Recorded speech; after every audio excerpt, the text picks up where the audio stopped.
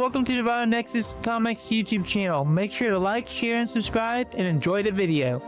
This is the story of Fable of the Glass Clock. Oak Haven smells of salt and old timber, a place where history is written in the rings of trees rather than books, but for the nameless foundling, history is a heavy brass locket that hums against their chest like a captured heart.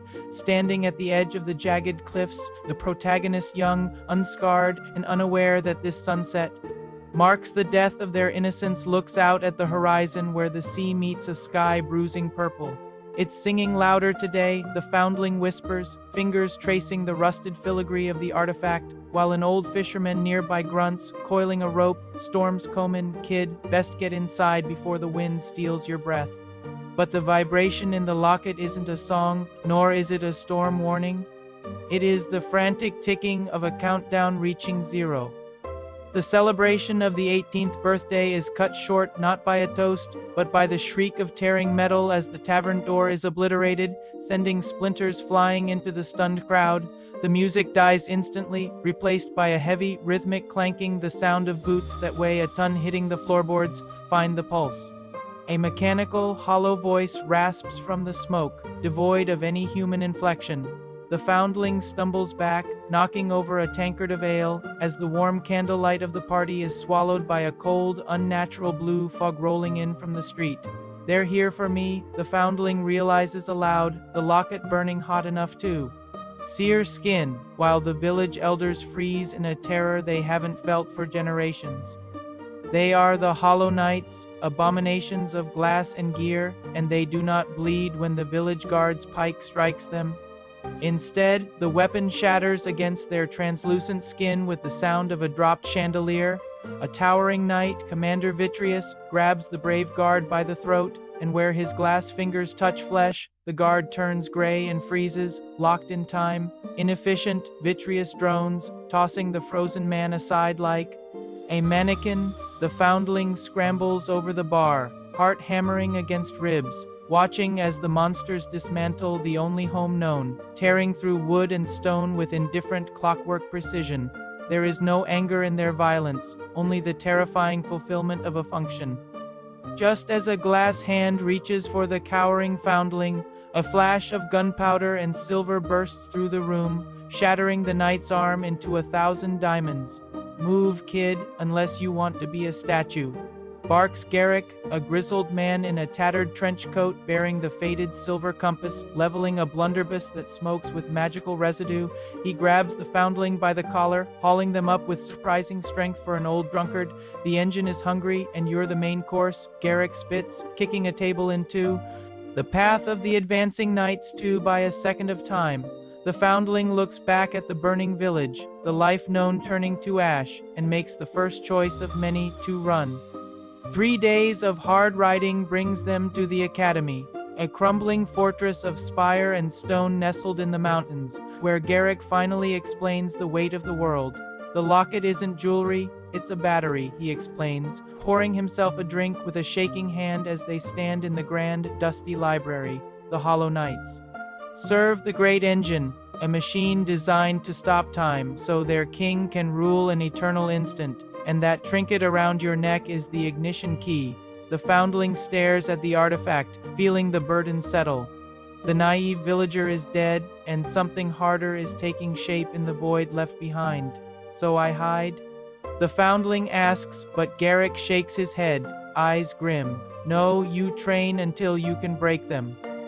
Years bleed into a montage of bruised knuckles and scorched earth as the training begins, forcing the foundling to choose a discipline within the academy's brutal courtyard.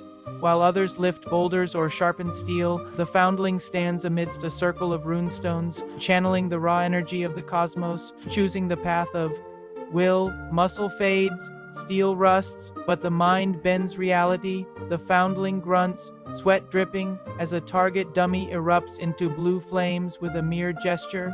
Garrick watches from the balcony, noting the dangerous potential. The magic is potent, but it demands a toll from the body, etching its cost directly onto the wielder. The transformation is agonizing but undeniable. As the foundling, now a young adult, wakes one morning, the mirror reveals the price of power. Glowing sapphire veins now map across the arms and neck, pulsing in rhythm with the locket, and the body has grown lean and weary, humming with contained energy. You're becoming a conduit, Garrick observes, leaning in the doorway, neither proud nor disappointed, just factual. This physical evolution marks the foundling as a master of will, a living weapon whose very blood is infused with the arcane.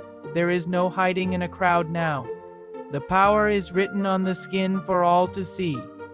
The first true test comes not in battle, but in the town square of a nearby settlement, where the hero steps onto the wooden podium to boast before the gathered crowd. I will clear the sunken crypt, the hero announces, voice amplified by magic, and I shall do it without suffering a single scratch. The crowd gasps, some cheering, others jeering at the arrogance, but the magic of the world binds the promise. The stakes are set. If the hero fails, the mockery will be a debuff that lasts for years, but the payout for perfection is triple the gold. Garrick coughs from the back of the crowd, muttering, "Vanity kills faster than swords, kid." The sunken crypt is damp, smelling of mildew and rot, a perfect testing ground for the boasted perfection. The hero moves like water, dodging rusted blades and snapping traps with preternatural reflex, the blue veins on their arms glowing brightly in the dark. Every step is calculated, every breath measured, because a single hit means failure of the boast. Too slow, the hero whispers, sliding under a swinging scythe trap, the wind of the blade ruffling their hair but not touching skin. This isn't just combat. It's a dance on the edge of a razor, fueled by the pressure of the town's expectation. In the deepest chamber, a necromancer begs for mercy, dropping his staff as the hero's hand crackles with lethal lightning. This is the moment where the soul is weighed. To spare is the path of the paragon, to execute is the path of the blight. The shadow of the hero flickers against the wall, briefly looking sharp and demonic, tempting. The kill for the rush of power. Mercy is a luxury, the necromancer whimpers, but the hero lowers the hand, the lightning dissipating. Mercy is the discipline, the hero corrects, binding the foe instead of burning him.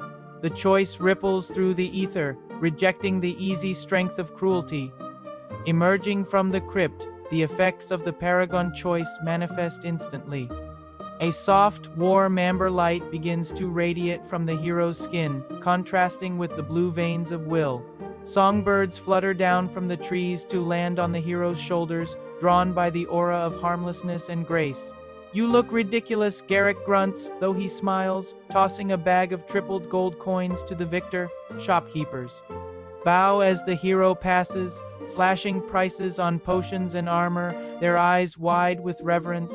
The world responds to goodness, but the light also acts as a beacon in the dark, signaling the Hollow Knights exactly where to strike. Time passes, and the hero seeks to build something worth saving, purchasing a small cottage on a hill and marrying a gentle healer named Elara. For a brief, beautiful montage, the sword is hung above the mantle, and the magic is used to warm tea rather than incinerate foes. This is dangerous, Garrick warns during a visit, watching. The hero chop wood, heroes don't get happy endings. They get tragedies, but the hero kisses Elara's forehead, defiant against the cynicism. "If I have nothing to lose, I have nothing to fight for," the hero replies, mistakenly believing that love can exist outside the war. The tragedy Garrick predicted arrives on a Tuesday, quiet and brutal. The hero returns from a patrol to find the cottage door unhinged and a single glass rose left on the table. There is no ransom note, only the shattered remains of the domestic peace and the heavy tracks of the Hollow Knights leading toward the spire. The amber glow of the paragon flares violently, turning almost red with grief-stricken. Rage. They didn't take her to hurt me, the hero realizes, crushing the glass rose until it draws blood. They took her to make me open the door. The time for training is over. The great engine awaits. The spire of the great engine pierces the clouds, a monstrosity of brass and clockwork floating above a void of swirling time. The hero storms the bridge, blasting through legions of glass warriors with a power that shakes the very foundations of the structure. There is no finesse now, no boasting, only a raw, devastating line of destruction. Garrick fights alongside, his blunderbuss running hot, shouting orders that go unheard over the roar of magic. They breach the main gate, the doors blowing inward to reveal the heart of the enemy's operation. Commander Vitreous stands before the great engine, a kaleidoscope of gears the size of houses, holding Elara suspended in a stasis field. You equate movement with life, Vitreous intones, his voice vibrating through the floor, but movement is decay. We offer eternity. The engine hums with a deafening tone, identical to the lockets. Pulse, the villain gestures to the swirling vortex within the machine. Give us the locket, complete the circuit, and she will never age, never die. She will be perfect forever. It is the ultimate temptation of the blight, possession masquerading as protection. The battle is a collision of ideologies. The hero's chaotic, flowing magic crashes against the rigid, unyielding glass of the commander. Vitreous is fast, skipping frames of time to teleport, striking the hero with the crystal greatsword, shattering the amber aura. You bleed, therefore you fail. The knight roars, but the hero rolls with the blow, the blue veins pulsing brighter than ever. I bleed, therefore I am. The hero screams, unleashing a blast of pure will that cracks Vitreous's flawless faceplate. The impact sends shockwaves through the room, destabilizing the engine's rhythm. Wounded and desperate, Vitreous attempts to force the locket from the hero's neck, but as their hands grapple, the truth is revealed. The locket snaps open, but there is no picture inside, only a mirror reflecting the hero's face, aged and weary, and then cycling back to the child foundling. It's not a key, the hero whispers, seeing the infinite loop of their own life recorded in the glass. It's a record. You don't want to stop time. You want to rewind it. The engine isn't a dam. It's a reset button, and the Hollow Knights are just the janitors of a failed timeline trying to clean up the mess. Vitreous falls, his glass body shattering into a pile of ticking gears, leaving the hero standing before the whirling engine with the locket in hand. The choice manifests physically.